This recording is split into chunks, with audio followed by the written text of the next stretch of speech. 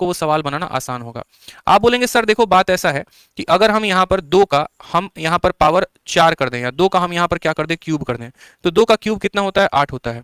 कल अगर हम 12 का यहाँ पर क्यूब करें या फिर यहाँ पर 1 2 3 और मानो यहाँ पर 4 और यहाँ इसका क्यूब करें और सब में मैं बस आपसे इतना ही पूछूं कि यूनिट डिजिट कितना होगा, तो हमें यूनिट डिजिट देखने के लिए इसके साथ कितनी संख्याएं लगी हैं कोई फर्क नहीं पड़ता, कोई फर्क नहीं पड़ता। यूनिट डिजिट का मतलब सिर्फ यूनिट डिजिट होता है।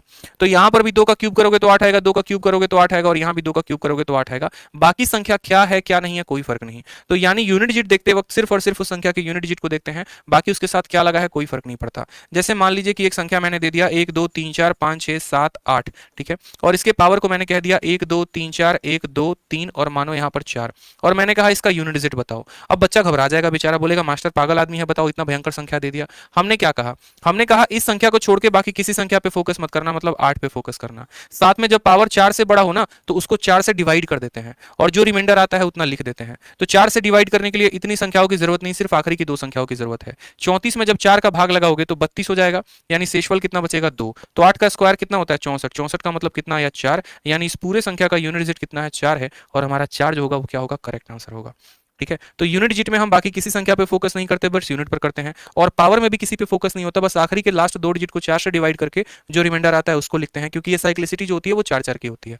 तो सेम तरीके से हमें यहाँ 16 पर फोकस नहीं करना है, सिर्फ 4 पर फोकस करना है। ठीक है, पावर यहाँ पर इतना दिया गया है तो सिर्फ यहाँ देखो लास्ट का 69 को जब आप 4 से भाग करोगे तो 60 64 68, ठीक है, यानी यहाँ रिमाइंडर कितना बचेगा तो 1 बचेगा, सिर्फ पावर में 1 चढ़ाएंगे। उसी तरीके से यहाँ पर इस पे कोई फोकस नहीं, सिर्फ 3 पर फोकस है तो 3 पर फोकस करेंगे। लास्ट के 2 अंकों में 4 का भाग लगाओ, जो शेषफल आएगा उसको लिख दो। 37 में 4 का भाग लगाओगे, शेषफल 1 आएगा तो 1 यहाँ पर लिख दो, फिर माइनस 7 है मेरे भाई तो यहाँ पर 7 को लिख दो। यहाँ पर कोई समस्या की बात बोलोगे नहीं सर। और यहाँ 26 है, 26 में 4 का भाग लगाओगे तो तुम्हारा 24 तक कट जाएगा, शेषफल सिर्फ बचेगा 2।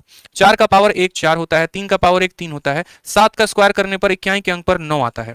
कितना आता है मेरे भाई तो 9 आता है। 7 सते स्क्वायर 49, 49 का मतलब 9 आएगा। अब यहाँ पर आपको क्या करना है, 7 में से 9 को घटाना है। अब यहाँ हो जाएगा लफड़ा। बच्चा बोलेगा सर कम में से ज्यादा कैसे घटा दिए, तो याद करो जब भी हम किसी संख्या में से, जैसे मानो हमने यहाँ पर कह दिया 123 में जो मुझे यहाँ पर 65 घटाना है, तो ये 3 में से 5 कैसे घटाते थे, तो 3 एक इससे उधारी ले लेता था, और जब इससे उधारी लेता था तो फिर ये 3 रहता था या 13 बन जाता था, तो बोलोगे सर 13 बन जाता था, तो हम 13 में से 5 को घटाते थे। उसी तरीके से ये जो 7 है, ये 7 किसी से उधारी ले लेगा और 7 एक उधारी ले लेगा तो 17 बन जाएगा, और 17 में से 9 घटाएंगे तो 8 आएगा, यानी करेक्ट आंसर कितना होगा, तो ऑप्शन नंबर सी, कहो ना प्यार है, इज द करेक्ट आंसर।